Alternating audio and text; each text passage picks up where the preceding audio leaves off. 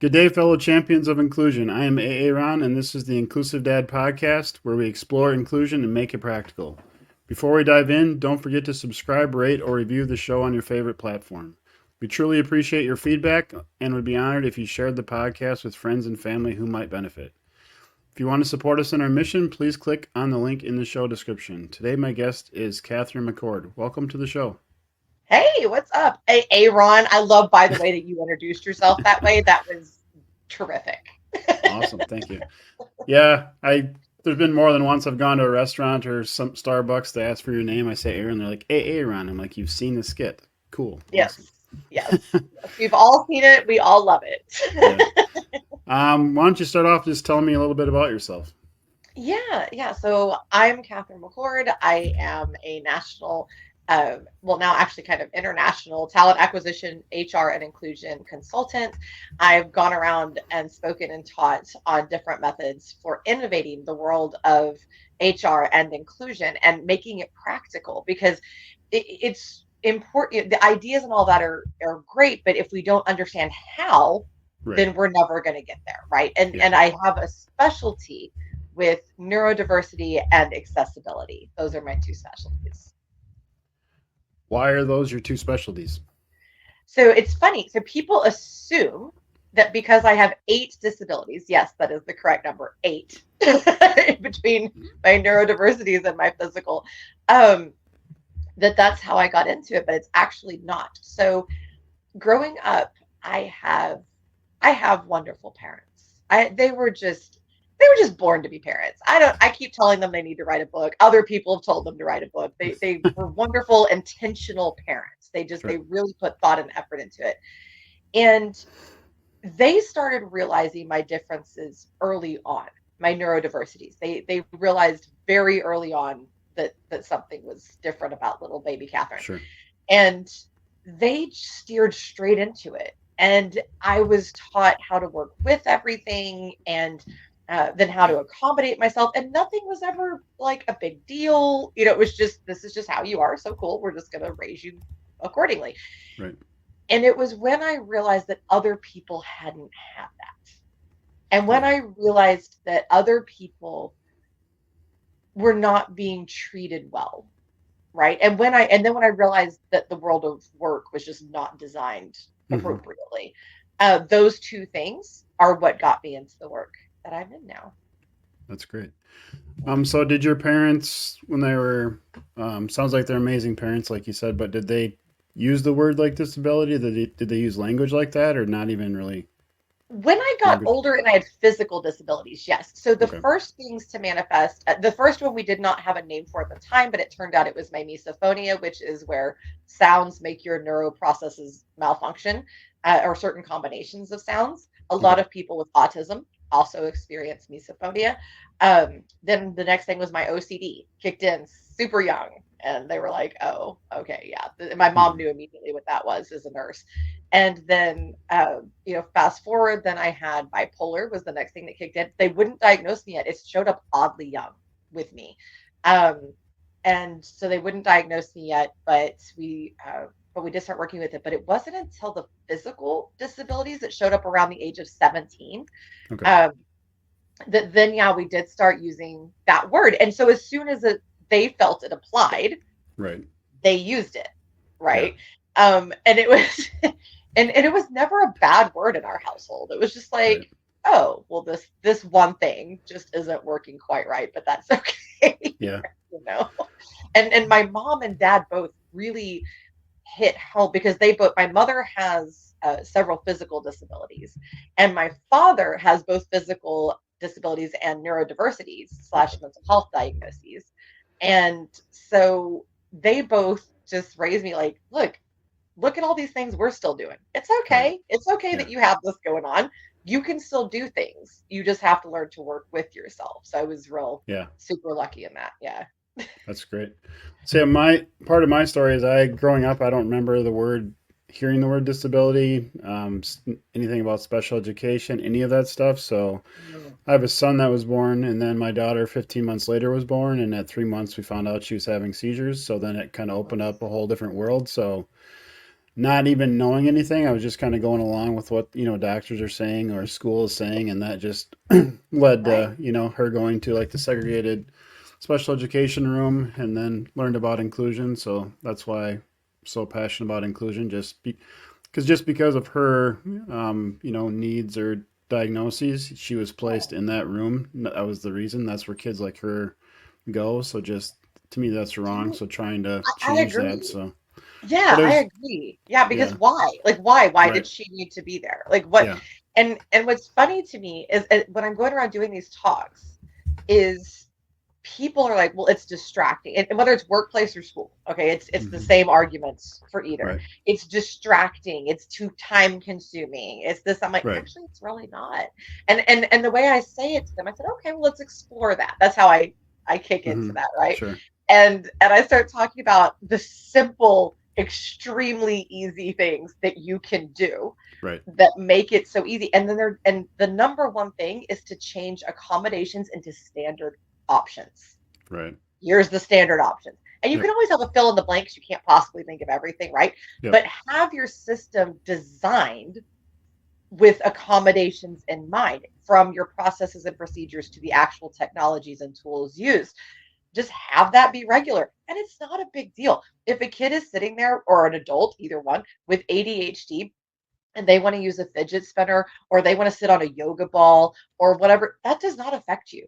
Right. And it is fine. You could just keep teaching, and just, if somebody wants to pace while they learn, let them go to the back of the classroom and pace. Yeah. Who Yeah. cares? You know? That is interesting because when I was in school, I'm 47, so I didn't. We really didn't talk about any of that stuff, but just I can recall. Just when I was in class, I would be doodling all the time, chewing on my pen cap. So I was figuring out ways to like help myself get through school. So it's interesting, yeah. Like Yeah. arguments like that come up where it could be distracting. I was doing the same stuff Yeah. in school, but we didn't call it that or Yeah. recognize it. But Nobody it's just, we nobody did the said same stuff. stimming back then. Yeah, Nobody said stimming. That was not a word I heard yeah, until I was into this work. And then I was yep, like, oh, okay, for sure. that's what that is, right? Yeah, And I started realizing that in my own way. So the OCD, I do the same kind of thing. I get the yeah, same kind of like nervous, and I have my own version of stimming, and yeah, people with autism do it, and people with ADHD do it. right. And it's interesting. And one thing that really hacked me off is I have friends.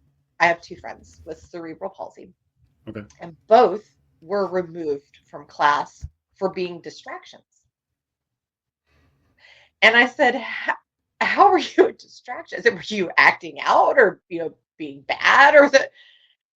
No, it was my shaking, or it was the way that I moved, or the way that I spoke. And I was going, wow. Yeah. I can't even.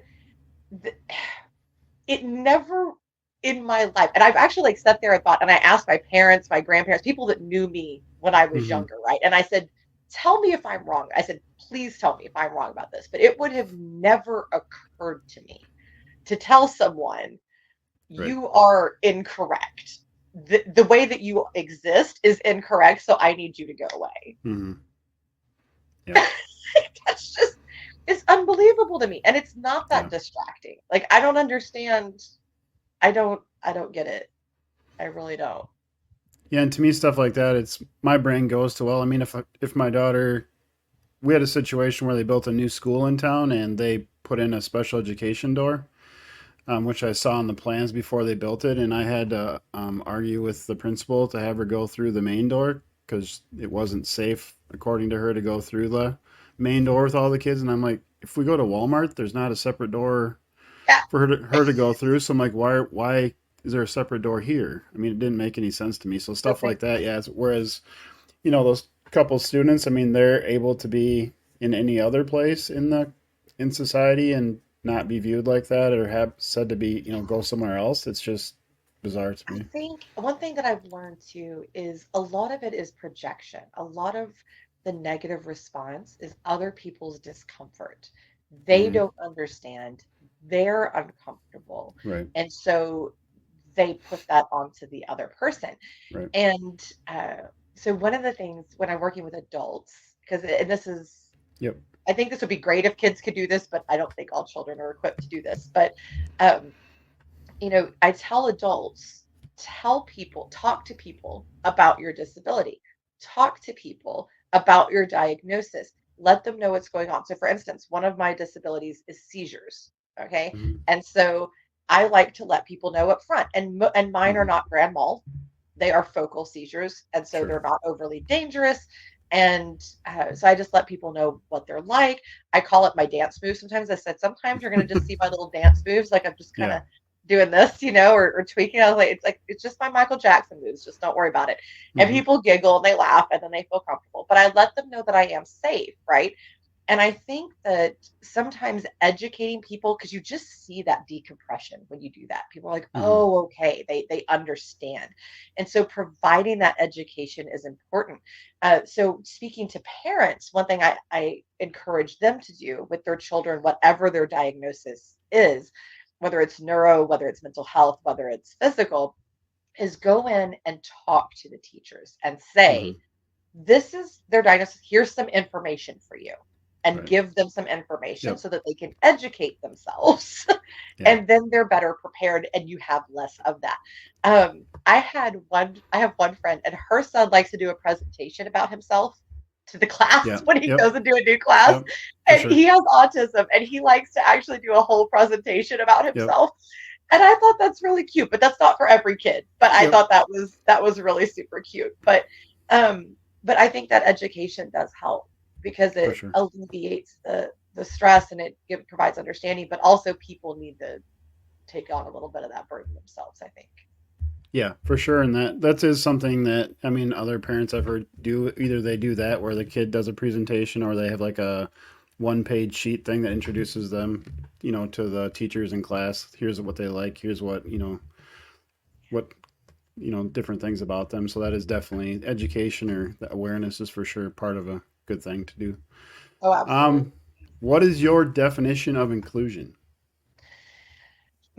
First of all, I think it's important to be clear that inclusion is for literally everybody. There is no one that is excluded from Yep. inclusion. And inclusion is having the systems and the processes and the psychological safety in place for people to be able to thrive in ways that are natural for them and healthy for them, and that are part of their belief system. Those are the three aspects. So it's the natural, the healthy, and the belief system. And that's important. And one thing I do like to clarify, though, is that there is a difference between inclusion and infliction. And that's where a lot of people get confused. So I've had people say, well, if I'm a white supremacist, I shouldn't have to work with a black person. Or if I'm this religion, I shouldn't have to work with somebody that's this. If I'm Christian, I shouldn't have to work with somebody that's Hmm. Muslim, right? And I say, well, no, because then you're telling them how to be, or you're insisting that they be a certain way. This is about you. You have the right to do these things, right? And to be you. They have the right to be them, right? And Yep. that's the difference. Um, and so the inclusion stops when you're telling other people how to be. Right. That's where it stops, and where you're enforcing your ways on other human beings. Yep. That's where it starts, and so I mean, to me, that's it. It's the process of the procedure. It's the actions. It's not a Yeah. concept. It's a series of actions. Yeah. Yeah. Has that always been your definition, or has it changed over time? It's gotten a little bit more specific, but I've always had an action-based Okay. approach to it. That's just kind of how I function. I think everything has to be action. It can't just be a concept. That's just Sure. how my brain works. But Yeah. but it has definitely evolved to be a little bit more specific with all of the work that I do for sure. Yeah. Yeah. What about you? Have you always been included? No. But No. it's funny. It's really funny. I actually didn't care. I have a naturally very bold personality, Hmm. right? And so my natural response when people were not interested in me or thought I was wrong or whatever was to go, well, you're clearly the one that's defunct Yeah. here. I don't know what's wrong with you. And just kind of keep going on, right? Right. And that's that's just my personal response. That was it. It didn't start bothering me until I got into the workplace, and it sometimes made it hard to work because I was not allowed to work in ways that were natural. And it wasn't people trying to be ugly. I want to be real clear about that. I did not ever have somebody, um, for any of my disability reasons, trying to be ugly to me. Mm-hmm. And so I didn't ever experience that. But I did have people that just didn't know and Mm-hmm. would do do things that were just, exclusive or not helpful, or their systems weren't right. And I would Sure. try to fix it and they wouldn't let me. And actually uh, that started me down a whole rabbit hole too, that ended up being a whole piece of my work, because I was like, why won't they listen? Yeah, that's so weird. Like, if somebody shows you, and I would present evidence as to why my way was better, how it was more efficient, how it was more effective, and sometimes just for me, sometimes for everybody, and people still wouldn't let me adjust.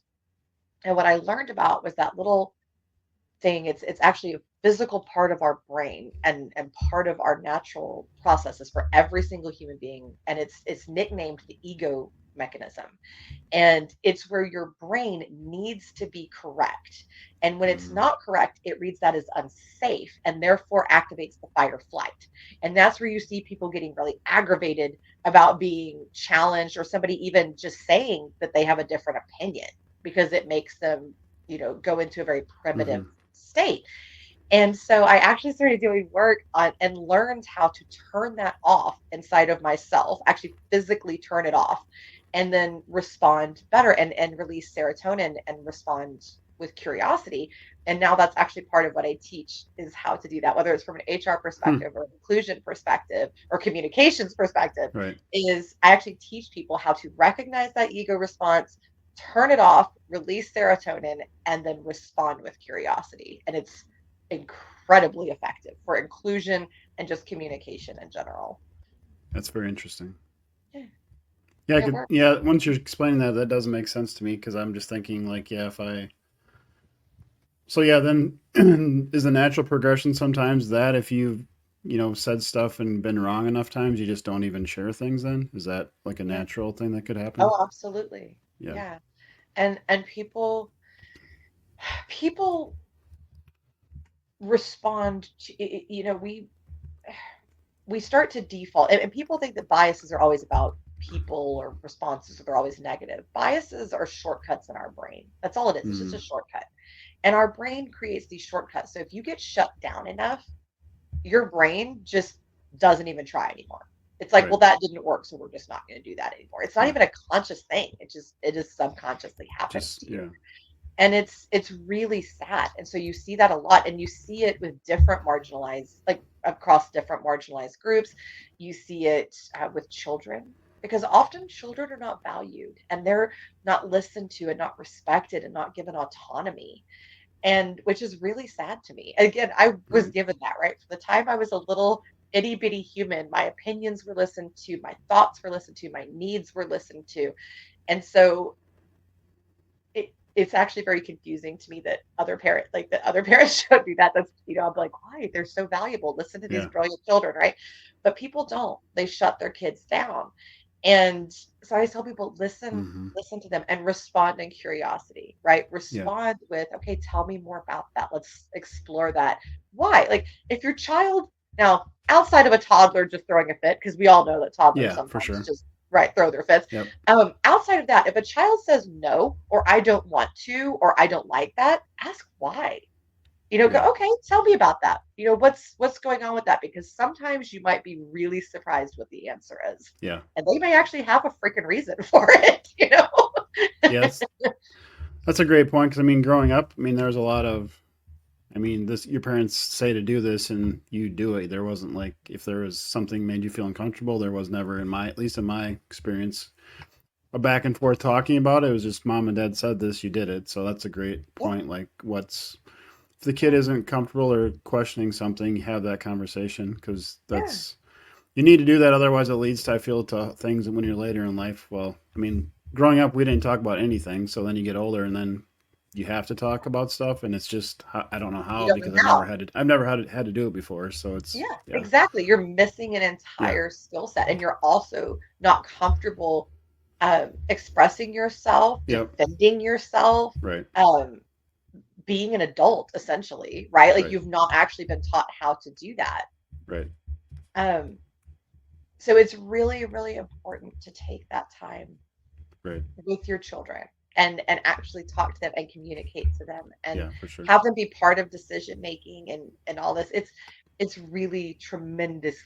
tremendously valuable. And they're so funny. And um one of the best things I ever did was I used to with one of the organizations I worked at, we were in person and we were in an area where for some reason they were constantly shutting the school down. We like just for no apparent reason. Sure. Just, oh, we're not gonna have school today. And so I told my staff, I said, just bring your kids in. It's fine. Just bring the kids in and into work. And so these were like, kindergarten and up kids. And we started having them participate and give Hmm. ideas and do little things. And it was incredible, some of the stuff that they came up with and that, that they started doing and their contributions, the things that they noticed that we did not, the patterns that they saw that we didn't, Hmm. because their little minds are more open, right? Right. They just have a more free way of thinking. They're not so limited. And so it was extraordinary. So I That's even interesting. encourage people at the workplace, like just let them go, or at the house, if something's not working, go to your kid and go, I'm just curious. What do you see here? Yeah. What do you Yeah. see that's going on? You'll be surprised. Their little minds have genius solutions. Yeah. Yeah. Yeah, that also makes sense to me because they haven't been had all the years that we've had of training or being told you have to think this way or whatever. So yeah, that would be interesting. That's cool. Oh yeah, their little What? trips. We even had one that like I left in charge. She was like my little assistant manager. And I would Yeah. leave him. I'm not kidding. Like I would leave him, and he would tell everybody how to do things. He would make the little report, and then he'd call me and tell me how everything was going and progressing if I had to leave early or something like that. And it was so cute because one day though I did have to handle because he fired one of my best employees. Oh gosh. he just fired him. I was like, no, AJ, Yeah. you can't fire Jimmy. That's too much. But That's you it crossed was the cool. line. Yeah, that was too Um, much. You have to have reasonable cause for that. what is neurodiversity and how can it help my company if they're a business owner? Yeah. So neurodiversity is a medically visible and or diagnosable difference in how the brain processes information. And that has three different categories. So you have the medical, which can be things like traumatic brain injury, cerebral Hmm. palsy, MS, epilepsy, over to the learning and communication, which is ADHD, autism, dyslexia, dyspraxia, all of that, over to the mental health spectrum, like bipolar, OCD, etc. Right? So it's a broad spectrum. Lots of people fall into this. And what's very interesting is that while disability can definitely be part of it, I wouldn't say it's necessarily inherent. Not every diagnosis experiences disability in terms of actual disability, societal disability, yes, where society inflicts it on you by being poorly designed. Yep. But in terms of actual disability, not every diagnosis experiences that. But what is interesting is that organizations like Johns Hopkins, Harvard, and then the studies that have been published in the National Institute of Health, National Library of Medicine, et cetera, are all showing that there are inherent benefits to this, that there are inherent uh, uh, I'm sorry, I just lost my word. I just completely but anyway, but gifts. There you go. There's gifts. Yep. There's inherent gifts to neurodiversity. And that's where you get people that have made extraordinary contributions, like a lot of entrepreneurs are neurodivergent, a lot of artists, a lot of writers, um, and and then just random people that throughout our society. And so it's really cool because you start to when you look at this and you start to understand that the body is designed and the mind is designed to be strong. And so where it can't be strong everywhere, right? Because nobody is perfect, Yep. you will have your inherent gifts and strengths factually, right? Hmm. And that's just kind of the concept. And the term neurodiversity was coined with the intent of communicating that different is not deficit. And how it helps your business, I mean, skyrockets it to the moon and back. Hewlett Packard created a program where they did an experiment in honor of their founders who were neurodivergent.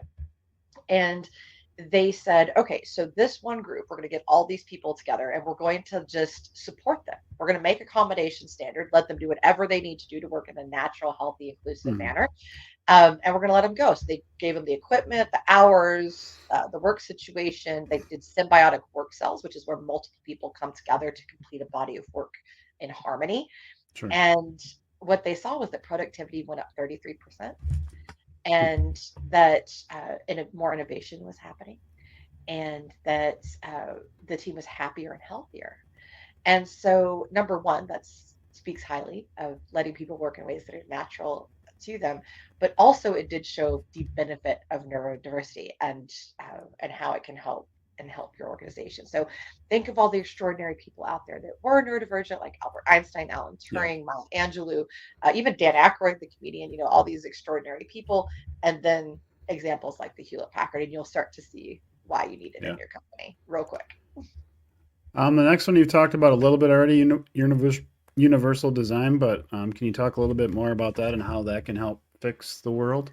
Yeah, so universal design, it originally was an architectural concept, became a strong IT concept. Mm-hmm. And basically the idea is that you design broadly and for flexibility and for sustainability. And the idea is that then everyone is able to use it. And it's not a one size catch all. That's a misconception. It's not Mm-hmm. that this design is perfect for everyone. It's that it's designed to be adapted for everyone, right? That is Right. how it is made. Um, and so that's where the standard accommodations Yep. very much fits in. And this goes for everything. It's not just for technology. It's not just for buildings, which, by the way, they're still falling very short of. I don't understand how that.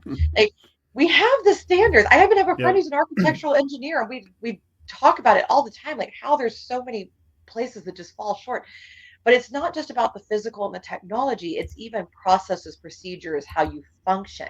You can Yep. have universal design in your relationship. You can have universal design in your household. In fact, you should. I highly Mm-hmm. encourage it because Yep. it supports health and care, and helps people take care of one another. So it uplifts health, it uplifts security, it uplifts sustainability and flexibility. And we all know that life changes, right? It pivots, different things happen, things for us change. Physically, we start to change. Aging is not fun. Yep. It's not a good process. And so having these things, having this kind of universal approach and learning to communicate with curiosity, not ego, which is a big part of it, and to create psychological safety, to make accommodations a standard practice and to leave flexibility for what you can't foresee, it leaves room to always make sure that the humans are taken care of. And whether you're at work and that means that then productivity goes up, right? And innovation and ultimately profits, right? Or if that means that you're at home and your kids are constantly taken care of and your relationship is healthier and Mm-hmm. you're healthier, it makes such a difference. And I think part of it is we forget to be intentional about our lives. I think that's where a lot of struggle comes. We forget to be intentional. We just kind of get stuck with like the day-to-day stuff, right? That's Mm-hmm. happening. And we forget to actually design our lives and be intentional about it. Right. But when you stop and look at your life and you think, okay, what do I want? What's the mission? And then you build to achieve that mission, you come up with a much healthier and happier solution. And ultimately, universal design is the easiest way, in my opinion, to get to that. Yeah. Yeah, that makes a lot of sense. My daughter, like I said, uses a wheelchair, so yeah, it's blows my mind, like you said, how we everything is not accessible now. It's So many crazy. years after the fact, and I mean, we go for a walk. We live near a lake, and there's a walking path which we go on, and we walk kind of through a parking lot, which is actually, I believe, a city park parking lot, and there's no handicap spots in that parking lot. And I was like, how can they get by with How? this? It's Yeah. like so many years after, like that. Why isn't it just, Well, it's even just like it's crazy. handicap stalls are too small Yeah, most of the time. Like, what? Who designed yeah, this? Who came yeah, up with this? And then yeah. like you'll have, I know you've noticed this because of the wheelchair. Like, and my mother has a walker, so I think this is why Yep. it's like I'm so conscious of this. But you'll park at the handicap spot, which is in front of the door, but then the ramp is way down at the Yep. other end of the building, Yep. and you're like, who came up with this? Who Yeah. designed this? Like, Yeah. it makes no sense in my mind. And and even restaurants and stuff, they're not good about thinking about where their bathroom is. Right. Leaving wide enough space between Yes. tables Yep. for a walker or a chair to be able to get through. It's just, we have to start as a society thinking outside of ourselves. Yeah. That's really what it boils down to. I mean, I or if tell you go, people, go ahead. I feel like it's natural for me because I'm Southern, and my family is the good kind of Southern that like they they are big into hosting, right? And they want to accommodate everybody, make you super, super comfortable. And so I was bred like from little tiny baby to make everyone comfortable and think of everyone else's needs Right. and consider everyone else. I'm like, why isn't everyone raised that way? Just think outside of yourself. Think of other humans, For sure. And I don't credit me with that. I credit my family. My family Yeah. did a beautiful job hitting that home, and I see it. It's better in some countries, worse in others, but I think as humanity, we need to get better about that. Yeah, for sure. You are correct though. Like space between tables at restaurants or like clothes racks at like a store. I mean, it's Oh, just it's a nightmare. yeah. And but like you said though, I mean, for me, I mean, I don't think I really noticed any of that stuff before my daughter with the wheelchair because I mean, I can get through You most don't think spaces, about so it. it wasn't that big of a deal. But like now, it's just everywhere. I mean, it's like I have this radar. Like there's not an accessible Mhm. stall. Like this is blah blah blah. It's just all over the place. And And you don't my know till you know. It's yeah, for okay. sure. Like you don't know till you know, but Yeah, whoever's designing it should know. yeah. Well, I think that's part of it. So my partner, she didn't grow up. I mean, she didn't have the level of exposure she had to somebody in a wheelchair with accessibility issues until she's with me and knows my daughter. So just she was kind of aware. She just knew ADA was there. So in her mind, she kind of says that I knew there was a law, so everything was just should be good or it is good. But I'm like, yeah, that isn't. And I feel like a lot of people maybe have that same They do. misconception. There's a law that's supposed to be fixing this, so it must be okay. Otherwise, Oh we would yeah. hear more. We would hear more about it or whatever. So it's Oh just gosh, yes. so Yes. Oh my God, in my work, you hit the nail on the head. I hear that constantly, whether it's okay. about the ADA or the EEOC. Like people are Hmm. like, oh no, there's no more discrimination at work. There's a law for that. I'm like, yeah, that doesn't cure the Yeah, no, human brain. right. Let me just fix to Right. help you out with that. Yeah. And one of the things that I do actually when I do talks about it is like, let's stop and actually realize something. Okay, when I as like one of the things that people always talk about with discrimination is the EEOC. Okay, that was Yep. passed. We're good, right? Except that the generation that that um, that didn't that protested integration of schools Yeah. and protested the EEOC and protested all of these other integrations, they're still alive. Right. And even some of them are even still in the workplace, believe it or not. And then their kids that they raised with their beliefs Right. are still in the workplace. Hmm. So remember that. Yeah. Like keep that in your brain, For right? sure. And even with ADA, people don't realize that was protested. That there Yeah. were people that were like, "Ew, no, we're not doing that. Yeah. This is not acceptable." And that sounds so ridiculous to us at this point, which is great. Yeah. I'm glad that sounds silly, but it's real. And these people are still alive and they're still functioning and they're still part of the workplace. So Right. no, it's not gone. The laws do not fix it, and humans are Hmm. not perfect, and humans bring their own nonsense to work and all of that. Yeah. So we have to remember that. And even, I mean, I've heard some pretty ugly things over the years about folks with disabilities, especially when people don't realize. When you have invisible disabilities, people say more around you, because they Okay. don't know. Yeah. And I've heard some pretty nasty stuff over the years. And as an HR person, I've had to deal with Hmm. nasty stuff that was said and done. And so it tells me that there are still people out there that really do view people with disabilities as less Yeah. than themselves. And so I think we still have a ways to go. What does encourage me though is that my generation and younger, especially the younger ones, man, especially these couple Yeah. coming up behind us, they're like, no, we're not doing that. Yeah. That's not how this goes. Like my niece and nephew, they're extraordinary and they're just like, yeah, inclusion. Like, what's wrong with you older people? Why didn't y'all get this? This is so obvious, Yeah. and they teach me stuff all the time. Like, did you Yeah. know that blah blah? Like, oh, okay, thank you for telling me, Um, Yeah.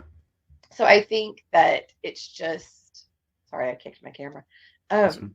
I'm really excited that I think it's going to get better Yeah, because these me too. younger ones, they get it. And we're trying, like we're doing the Yeah, footwork, right? Like we're setting the tone of the how and the yeah, technology for sure. and all that kind of stuff. But they're gonna knock it home, and I'm pretty excited about that. Yeah, that's great. What is one tip you can share to help our listeners be more inclusive today? So something just simple that people can just start doing right now to be more inclusive. Yes. So two things, and they kind of go hand in hand. Sure. Um, be flexible, right? Just be flexible. And when somebody communicates a need to you, this leads into number two: shut off your ego mechanism. If you want to learn how, I teach a free class on that. It's very simple. But basically, what you do is learn to recognize it. Your fight or flight is Mm-hmm. activated at the base of your neck. You will actually feel it activate when you feel that ego mechanism kick off. And then you can bring that into your conscious brain. Once you have learned to recognize it, it will automatically come to your conscious brain. You can tell your body, no, thank you. Don't need that.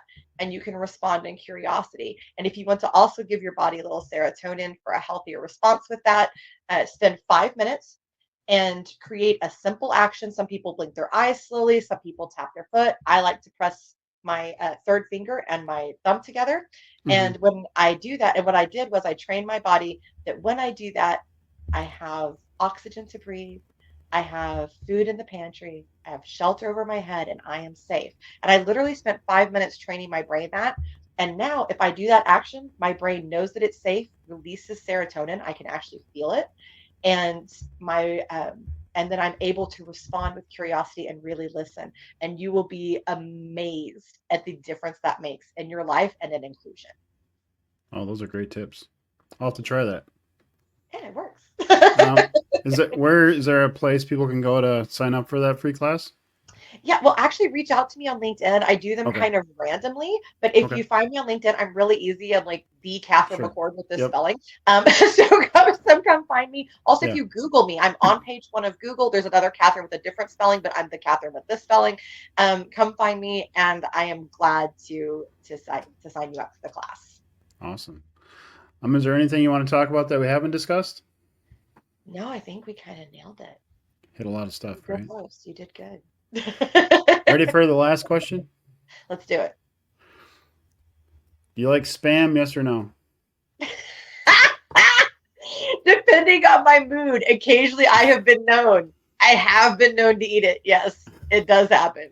That or Vienna sausages, which I think are basically the same thing. I've never had Vienna sausages, but I asked the spam question because I live in Austin, Minnesota, where they make spam and where the spam museum is located. So if you ever want to There's a visit the spam museum, museum. yes, it's a big deal. Well, I mean, it's kind of a big deal in Austin, but when they opened it originally, Tom Brokaw came to town and gave a speech. So Cool. people come from all over the country and world to visit it. So yeah, That's cool. All right, the spam museum. Now I know. spam All right. museum. And so the best place you said to connect with you is LinkedIn, Yeah. and then just Google. Okay, I'll make sure I put the link for your LinkedIn in the link for your LinkedIn. That sounded kind of funny Awesome. in the show notes. Does your brain do that when you like say something and like, wow, that Oh, sounded kind of weird or funny? yeah. I was like, that was totally weird, and now I've been weird, and now I just got to live with it. Yeah. Then I'm like, I said it out loud and I'm being recorded, so that's even Yeah. better. Well, thank you so much for being on the show today. I had a blast. It was a blast. Thank you so much, Aaron, for having me. Yeah. To all of you listening, thank you for joining us on this episode of the Inclusive Dad Podcast. If you enjoyed today's conversation, please subscribe, rate, or review the show. Your feedback helps us connect with more champions of inclusion. Remember to share this podcast with friends and family who might benefit. If you want to support us in our mission, please click on the link in the show description. Together we can make the world more inclusive. Until next time, stay empowered and be a champion for inclusion.